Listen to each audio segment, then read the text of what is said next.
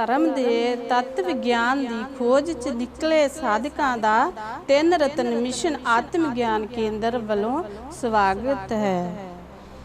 3 ਰਤਨ mission ਆਤਮ ਗਿਆਨ ਕੇਂਦਰ ਦੇ ਸੰਚਾਲਕ ਸਵਾਮੀ ਰਾਜਪਾਲ ਜੀ ਸਾਨੂੰ ਦੱਸਦੇ ਆ ਕਿ ਧਿਆਨ ਵਿੱਚ ਅਸੀਂ ਕਿਉਂ ਜਾਣਾ, ਧਿਆਨ ਵਿੱਚ ਜਾਣ ਦੇ ਕੀ ਫਾਇਦੇ ਹੋ ਸਕਦੇ ਹਨ। स्वामी राजपाल जी। बूंद समाई समुद्र में ये जाने सब कोई, समुद्र समाया बूंद में बिरला जाने कोई। साधक साथियों,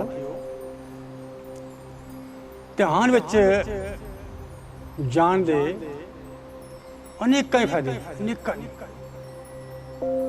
जे मैं फायदे बोलण लगा तो शायद घंटा बद्धी समा लग जाएगा। तो उन्हां विचों थोड़े जिहे मुख फायदे मैं बोलण लगा, मैं दसदा तुहानूं। ध्यान विच जाना, ध्यान विच उस तो पहला मैं ये भी दसना जरूरी समझदा वां भी आम तौर पर कहा जाता वा भी आओ ध्यान करिए, आओ ध्यान करिए। तो असल विच ध्यान करना नहीं हुंदा, ध्यान विच जाना हुंदा, ध्यान विच डुबना हुंदा। तो ध्यान कोई क्रिया नहीं गी, ध्यान असीं करना नहीं हुंदा। एक अजिही अवस्था में जाना है जिथे सारियां क्रियावां बंद हो गई। तो ध्यान विच जान दे साधक पुछते हैं कोई फायदे भी है, भी जे फायदे आ तो करिए, जे नहीं फायदे तो ना करिए। क्योंकि हर बंदा यही सोचता है कि जे कोई फायदे वाला कोई काम है, कोई फायदे वाला कोई रास्ता है तो असीं चलिए, जे फायदे वाला रास्ता नहीं तो असीं कातों चलना। तो साधक साथियों, ध्यान दे बहुत फायदे हैं। सब तो पहला फायदा जो खास तौर पर अज के समय के मुताबिक अज हर बंदा बीमार पिया, भावें बीमारी का कारण उसका वातावरण प्रदूषित होया, जां खान पान, जां रहन सहन। अज बंदा दवाइयां ते अज बंदा टिकिया होया, दवाइयां का सहारा ले रहा। तो ध्यान का सब तो पहला फायदा ये होएगा, बिना दवाई तो ध्यान नाल सारे ही रोग ठीक हो जाते है ना। एक बहुत बड़े फायदे वाली गल ध्यान।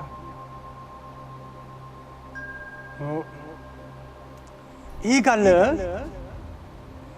शायद कई साधकों के मन च ना आवे, पर जदों वो साडे कोल आके इत्थे केंद्र में प्रयोग करते आ ते वो प्रयोग कर रहे साधकों पुछते आ ते फिर उन्होंने यकीन आ जाता भी ठीक है गल।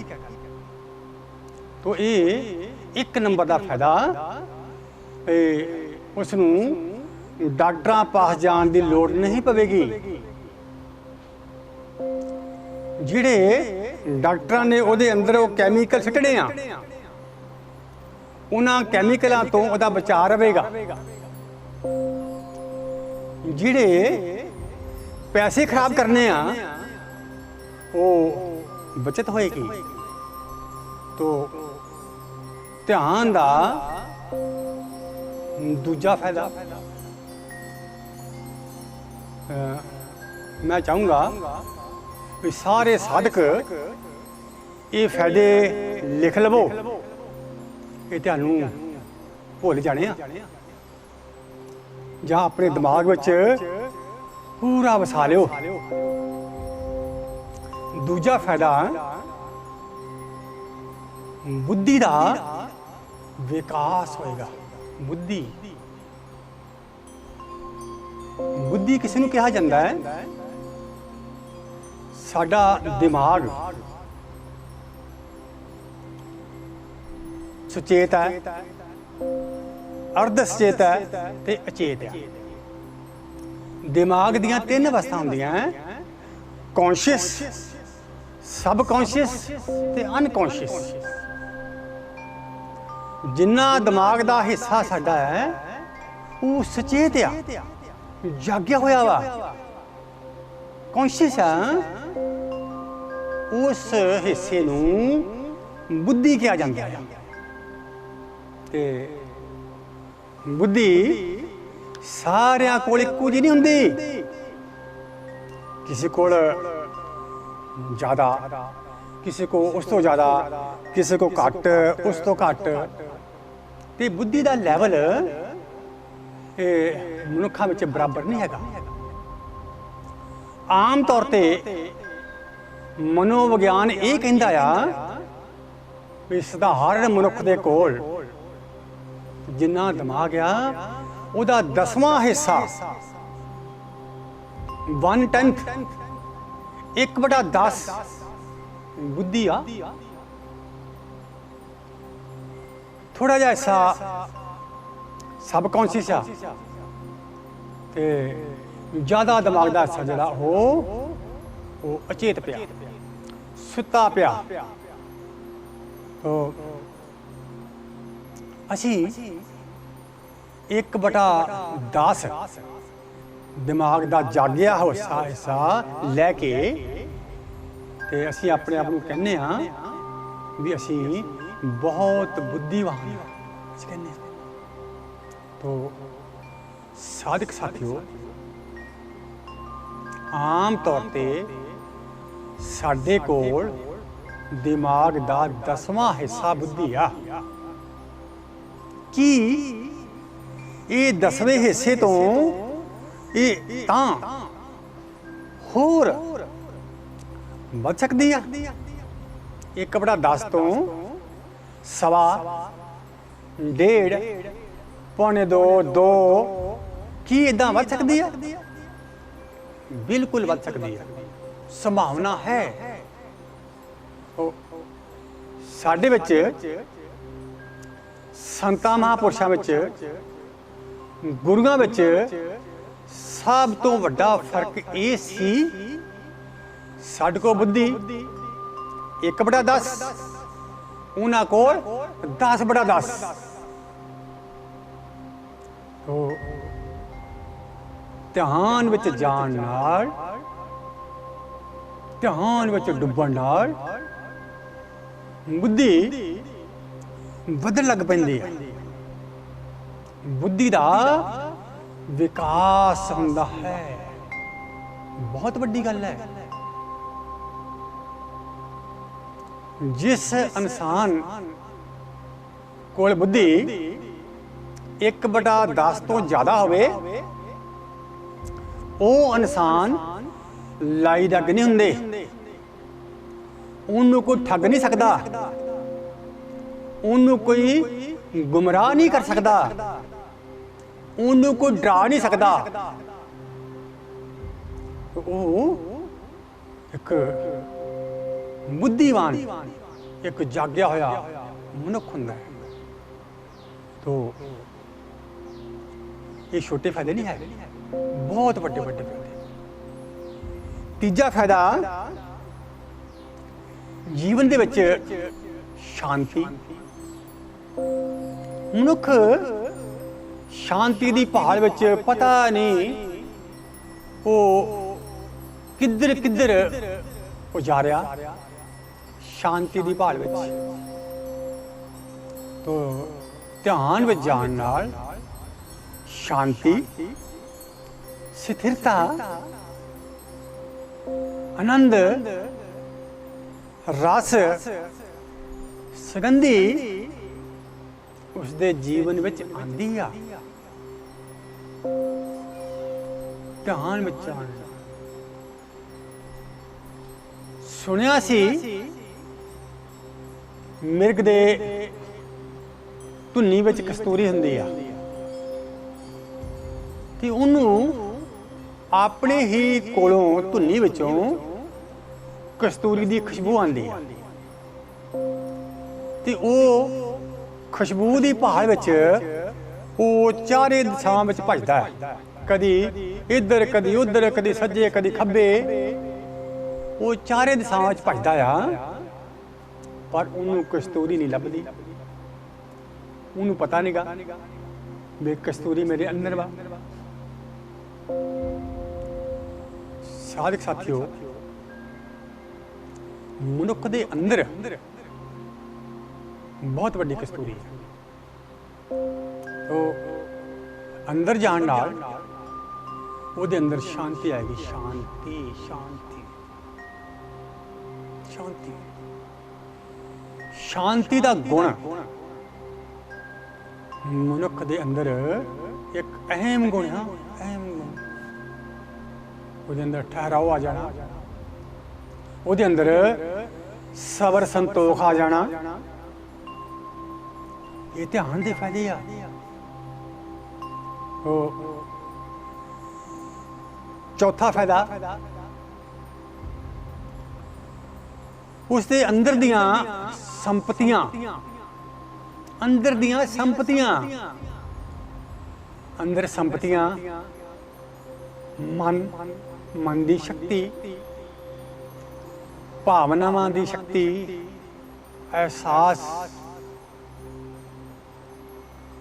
ਕੁੰਡਲਨੀ ਸ਼ਕਤੀ, ਆਤਮਿਕ ਸ਼ਕਤੀ, ਇਹ ਮਨੁੱਖ ਦੀਆਂ ਅਸਲ ਚ ਨਿੱਜੀ ਸੰਪਤੀਆਂ ਇਹ ਆ। ਤੋ ਧਿਆਨ ਵਿੱਚ ਜਾਣ ਨਾਲ ਉਸ ਦੇ ਅੰਦਰ ਦੀਆਂ ਸੰਪਤੀਆਂ ਉਹਦੇ ਹੱਥ ਲੱਗ ਜਾਂਦੀਆਂ ਵਾ, ਉਹਨੂੰ ਮਿਲ ਜਾਂਦੀਆਂ ਵਾ ਤੇ ਫਿਰ ਉਹ ਇਹਨਾਂ ਸੰਪਤੀਆਂ ਦੀ ਆਪਣੇ ਜੀਵਨ ਵਿੱਚ ਵਰਤੋਂ ਕਰਕੇ ਇਸ ਜੀਵਨ ਨੂੰ ਉੱਚਾ ਸੁੱਚਾ ਮਹਾਨ ਬਣਾ ਲੈਂਦਾ ਹੈ। ਉਹ ਧਿਆਨ ਦਾ ਅਗਲਾ ਫਾਇਦਾ ਉਹਦੇ ਅੰਦਰ ਦ્વੈਤ ਦੀ ਭਾਵਨਾ ਖਤਮ ਹੋ ਜਾਂਦੀ ਹੈ। ਦ્વੈਤ ਦੂਜਾ ਹੈ ਹੀ ਨਹੀਂ। ਉਹਨੂੰ ਸਾਰਿਆਂ ਦੇ ਅੰਦਰ ਉਹੀ ਜੋਤ, ਇੱਕੋ ਹੀ ਜੋਤ ਮਹਿਸੂਸ ਲੱਗਦੀ ਹੈ। ਸਾਰਿਆਂ ਦੇ ਅੰਦਰ ਇੱਕੋ ਹੀ ਨੂਰ ਦਿਸਦਾ ਹੈ। ਦ્વੈਤ ਦੀ ਭਾਵਨਾ ਖਤਮ। ਧਿਆਨ ਦਾ ਛੇਵਾਂ ਫਾਇਦਾ ਮਾਨਸਿਕ, ਭਾਵਨਾਤਮਕ, ਬੌਧਿਕ ਵਿਕਾਸ ਹੁੰਦੇ ਆ। ਵਿਕਾਸ ਹੁੰਦੇ ਆ। ਮੈਂ ਸਿੱਖਿਆ ਦੇ ਉਦੇਸ਼ ਵਿੱਚ ਪੜ੍ਹਿਆ ਵੀ ਸਿੱਖਿਆ ਦੇ ਉਦੇਸ਼ ਹੈ ਬੱਚੇ ਦਾ ਸਰਵਪੱਖੀ ਵਿਕਾਸ, ਉਸ ਦਾ ਸਰੀਰਕ ਵਿਕਾਸ, ਉਸ ਦਾ ਮਾਨਸਿਕ ਵਿਕਾਸ, ਉਸ ਦਾ ਭਾਵਨਾਤਮਕ ਵਿਕਾਸ, ਉਸ ਦਾ ਬੌਧਿਕ ਵਿਕਾਸ, ਉਸ ਦੀ ਚੇਤਨਾ ਦਾ ਵਿਕਾਸ।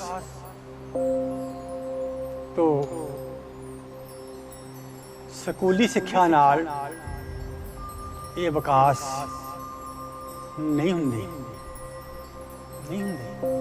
ਇਹ ਸਪਿਰਚੁਅਲ ਐਜੂਕੇਸ਼ਨ ਨਾਲ, ਇਹ ਅਧਿਆਤਮਿਕ ਸਿੱਖਿਆ ਦੇ ਨਾਲ ਇਹ ਵਿਕਾਸ ਹੁੰਦੇ ਆ।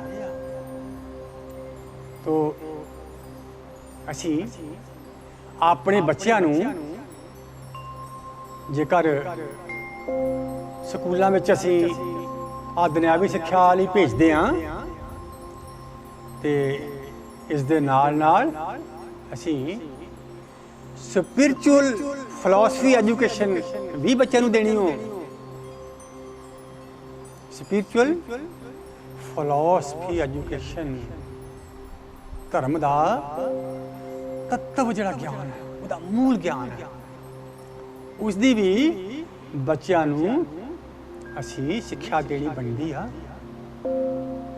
ਤੋ ਸਤਵਾਂ ਫਾਇਦਾ, ਮਨੁੱਖ ਦੇ ਅੰਦਰੋਂ ਰਿਣਾਤਮਕ ਸ਼ਕਤੀਆਂ, ਨੈਗੇਟਿਵ ਊਰਜਾਵਾਂ, ਨੈਗੇਟਿਵ ਪਾਵਰ ਸਾਰੀਆਂ ਗਲਾ ਹੋ ਜਾਂਦੀਆਂ। ਉਹਦੇ ਅੰਦਰੋਂ ਜਿਹੜੀਆਂ ਅਸੀਂ ਸਮਝਦੇ ਹਾਂ ਵੀ ਬੰਦੇ ਦੇ ਜੀਵਨ ਵਿੱਚ ਰੁਕਾਵਟ ਬਣਦੀਆਂ ਵਾ, ਉਹ ਸ਼ਕਤੀਆਂ, ਉਹ ਊਰਜਾਵਾਂ, ਨੈਗੇਟਿਵ ਊਰਜਾਵਾਂ, ਉਹ ਸਾਰੀਆਂ ਵਿਦਾ ਹੋ ਜਾਂਦੀਆਂ। ਜਿਵੇਂ ਇੱਕ ਡਰ ਦੀ ਜਿਹੜੀ ਭਾਵਨਾ ਵਾ, ਇੱਕ ਡਰ ਦੀ ਜਿਹੜੀ ਸ਼ਕਤੀ ਆ, ਇਹ ਰਿਣਾਤਮਕ ਸ਼ਕਤੀ ਆ, ਇਹ ਨੈਗੇਟਿਵ ਸ਼ਕਤੀ ਹੋ। ਡਰ ਦੇ ਨਾਲ ਹੁੰਦਾ ਕੀ ਹੈ ਭਲਾ? ਡਰ ਦੇ ਨਾਲ ਸਾਡੇ ਸਰੀਰ ਦੇ ਜਿਹੜੇ ਸੈੱਲ ਆ ਨਾ,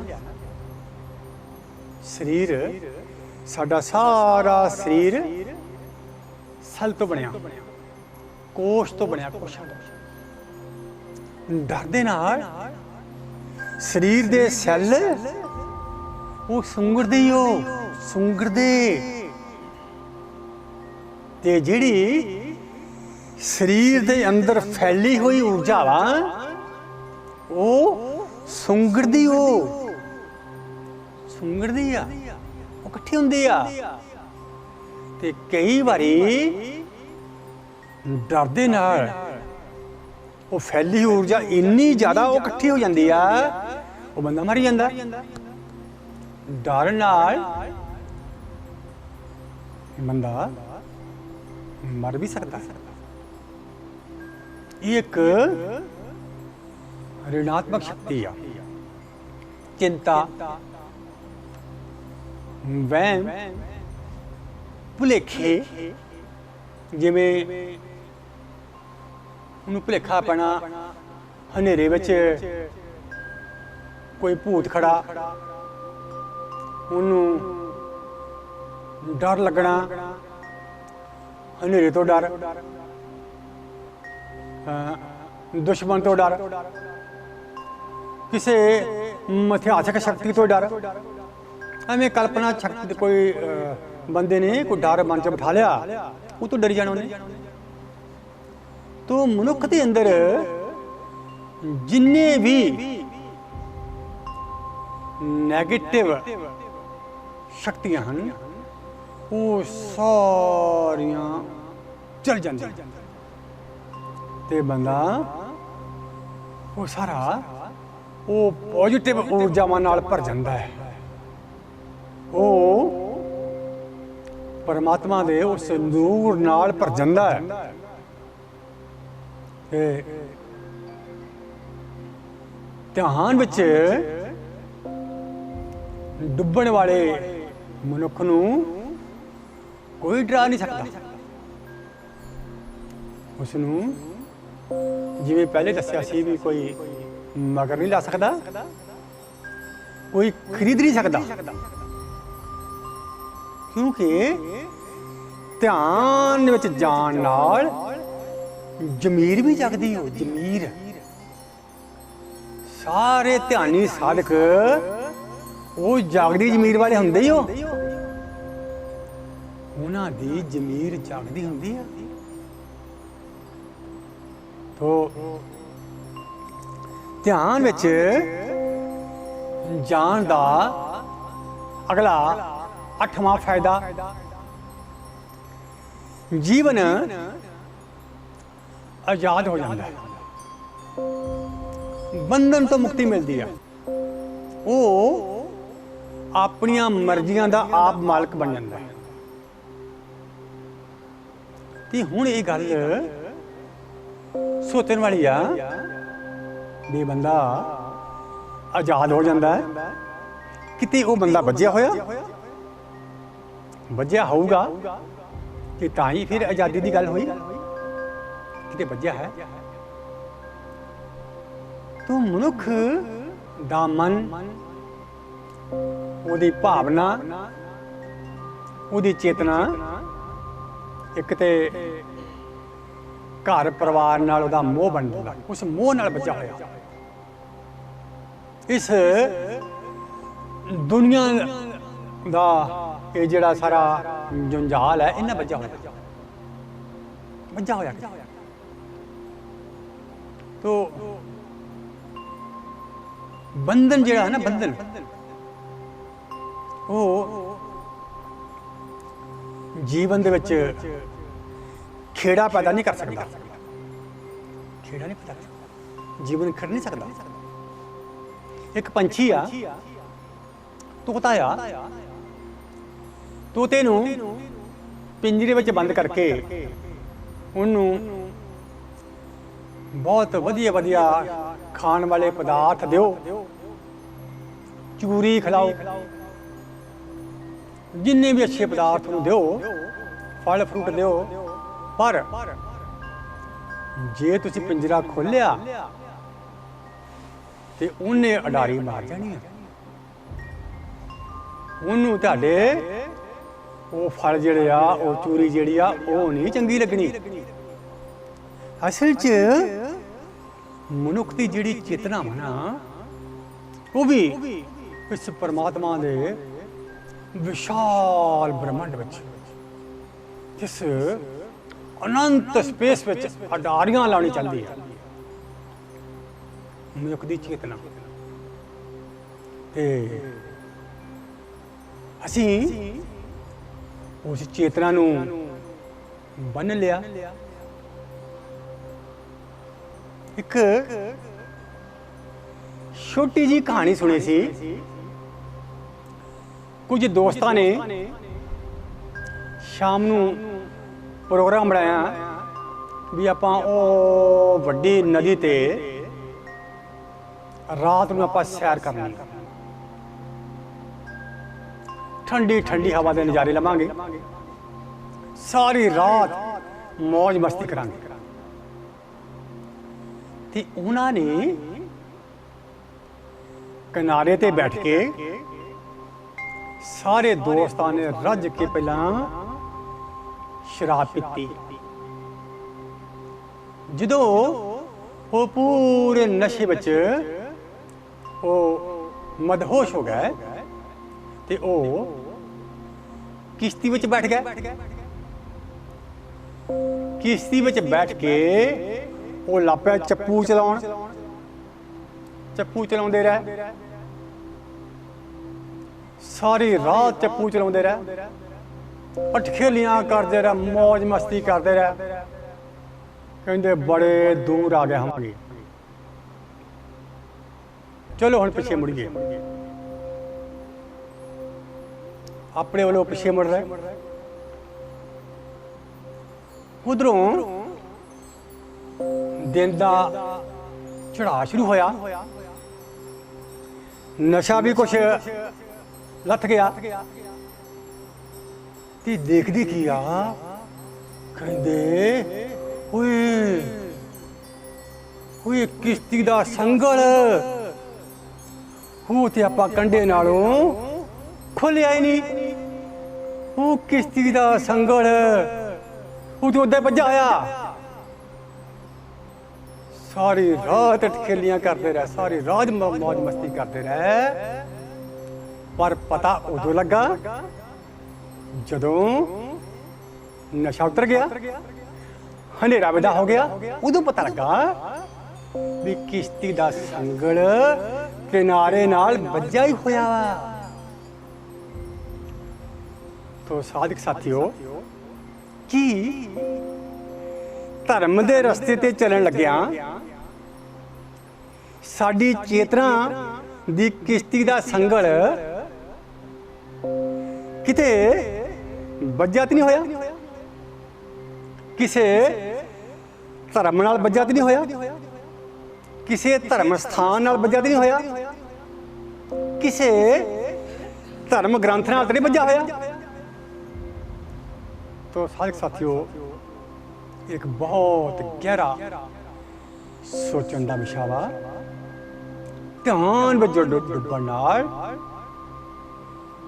बंदा मुक्त हो जाता है। मुक्त मुक्त सारे संगल तोड़ के वो आजाद हो जाता है।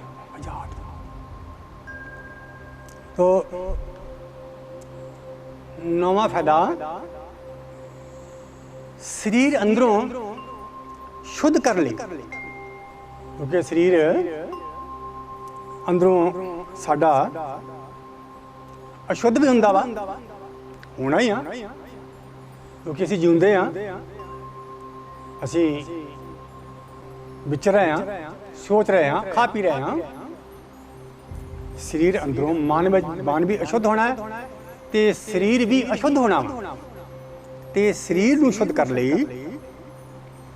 अपने जिहड़े चक्कर आ शरीर विच चक्कर, उन्हां चक्रां नूं खोलण लई कुंडलिनी शक्ति दा बंदे नूं अनुभव हो जाता है। अनुभव पता लग जाता है ते फिर वो कुंडलिनी शक्ति नूं जगा के उहदा फिर उपयोग करता, फिर उतों लाभ लेंदा है, ते फिर अपना भी ते फिर वो दूजियां दा भी वो भला कर सकता है। तो 10वां फायदा, मनुख दा नर्वस सिस्टम, तंतु प्रणाली, नर्वस सिस्टम बहुत मजबूत हो जाता है। मजबूत अज दे युग विच शायद थोड़े ही भले पुरुष होणगे जिन्हां दा नर्वस सिस्टम जिहड़ा वो मजबूत आ, बाकी नर्वस सिस्टम जिहड़ा वो बहुत कमज़ोर है।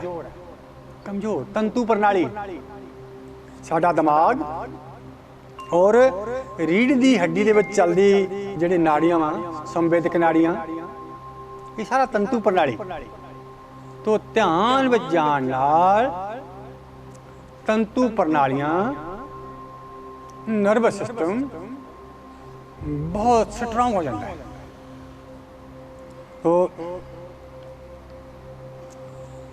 11वां फायदा, दिमाग विच साडे ना एक मैटर आ, उसनूं असीं ग्रे मैटर के नाम ना बोलते हैं। मैटर, ग्रे मैटर जिहड़ा यादाश्त नूं वधांदा आ, दिमाग नूं सुंगड़न तो उम्र के हिसाब नाल दिमाग जिहड़ा वा सुंगड़ सकदा है, यादाश्त जिहड़ी कमज़ोर हो सकती है। तो वो ग्रे मैटर जिहड़ा वा वो घटदा वा।